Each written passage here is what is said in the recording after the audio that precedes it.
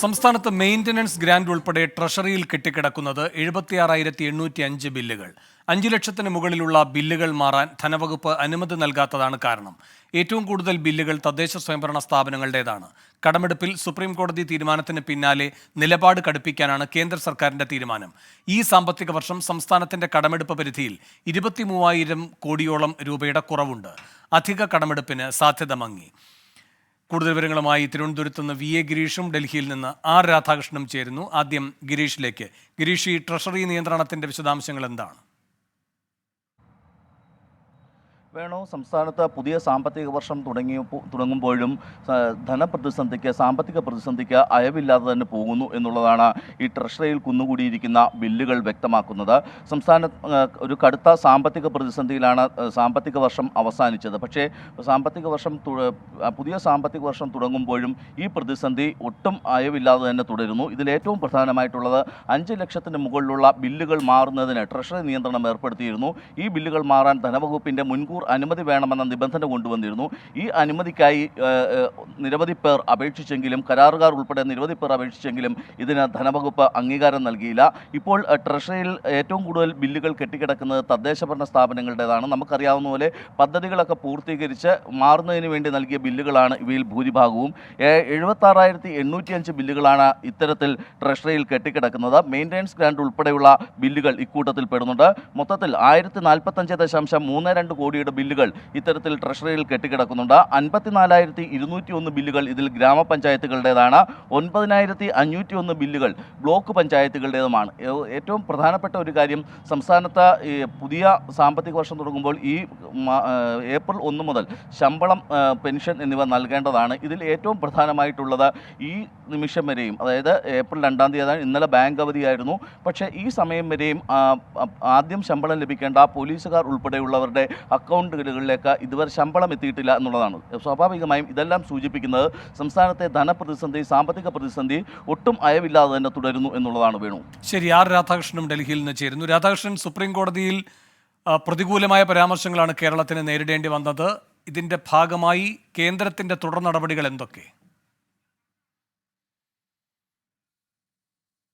വേണു, പുതിയ സാമ്പത്തിക വർഷത്തിൻ്റെ ആദ്യത്തെ അവലോകനം, ആ വർഷത്തേക്ക് ഉള്ള നടപടികളടക്കം എങ്ങനെ വേണം എന്നതിനെ കുറിച്ചിട്ടുള്ള അവലോകനം ഇന്നലെ തന്നെ കേന്ദ്ര ധനമന്ത്രാലയത്തിൽ നടന്നിരുന്നു. ഇത്തവണ കൈക്കൊണ്ടിരിക്കുന്ന ഏറ്റവും പ്രധാനപ്പെട്ട ഒരു തീരുമാനം GSTPയുടെ 3% എന്ന ധനകമ്മീഷന്റെ നിർദ്ദേശം എല്ലാ സംസ്ഥാനങ്ങളുടെയും കാര്യത്തിൽ കർശനമായിട്ട് പാലിക്കാനായിട്ടാണ് തീരുമാനിച്ചിരിക്കുന്നത്. അതുവഴി ഏറ്റവും വലിയ തിരിച്ചടി ഉണ്ടാകാൻ പോകുന്ന സംസ്ഥാനം കേരളമാണ്. ധനക്കമ്മിയുടെ കാര്യത്തിൽ 3%, നിലവിലുള്ള GSTPയുടെ 3% വെച്ച് കണക്കാക്കുമ്പോൾ കേരളത്തെ സംബന്ധിച്ച് ലഭിക്കുന്ന തുക, നിലവിൽ ലഭിച്ചിരിക്കുന്ന തുകയേക്കാൾ വളരെ കുറവായിരിക്കും. അത് കഴിഞ്ഞ വർഷം എടുത്ത കടത്തിനേക്കാൾ വളരെ കുറവായിരിക്കും എന്നുള്ളതാണ് വസ്തുത. 33,597 കോടി രൂപ മാത്രമായിരിക്കും ഈ സാമ്പത്തിക വർഷം കേരളത്തിന് കടമെടുക്കാനായിട്ടുള്ള അവകാശം ഉണ്ടാവുക. കഴിഞ്ഞ വർഷം ഞായറാഴ്ച അവസാനിച്ച സാമ്പത്തിക വർഷം 56,583 കോടി രൂപയാണ് കേരളം കടമെടുത്തിരുന്നത്. ഈ സ്ഥാനത്താണ് ഈ വർഷം ഇനി എടുക്കാൻ പോകുന്നത്. ഏതാണ്ട് 33,597 കോടി മാത്രമായിരിക്കും കേരളത്തിന് അർഹതയുണ്ടാവുക. അതായത് ഏതാണ്ട് നമ്മൾ ഫലത്തിൽ പറയുമ്പോൾ 20,000 കോടി രൂപയ്ക്ക് മുകളിൽ കേരളത്തിന് സാധാരണഗതിയിൽ നിന്ന് നഷ്ടമാകുന്ന ഒരു അവസ്ഥ എന്ന വിധത്തിലാണ് കാര്യങ്ങൾ എത്തുന്നത്. പ്രതിമാസം നമ്മളിപ്പോൾ എടുക്കുന്ന കടം 3,642 കോടി രൂപയാണ്. ശമ്പളത്തിനും മറ്റാവശ്യങ്ങൾക്കും ഒക്കെ ആയിട്ട് നമ്മൾ എടുക്കുന്ന കടം ഇപ്പോൾ 3,642 കോടി രൂപയാണ്. ഒരു 5,000 കോടി രൂപ സുപ്രീം കോടതിയിൽ ഈ സംസ്ഥാനം നേരിടുന്ന സാമ്പത്തിക പ്രതിസന്ധിയുമായിട്ടുള്ള വിഷയത്തിൽ കേന്ദ്രം വാഗ്ദാനം ചെയ്തത് ഉണ്ട്. ആ പണം കേരളം കൈപ്പറ്റുകയാണെങ്കിൽ വളരെ ഗുരുതരമായിട്ടുള്ള സാമ്പത്തിക പ്രതിസന്ധിയിലേക്ക് കേരളം പോകാൻ പോകുന്നു. കാരണം ഈ 5,000 കോടി രൂപ ഈ സാമ്പത്തിക വർഷത്തേക്ക് അഡ്ജസ്റ്റ് ചെയ്യാനാണ് തീരുമാനിച്ചിരിക്കുന്നത്. അപ്രകാരമാകുമ്പോൾ നിലവിൽ കേരളത്തിന് അർഹതയുണ്ട് എന്ന് കേന്ദ്രം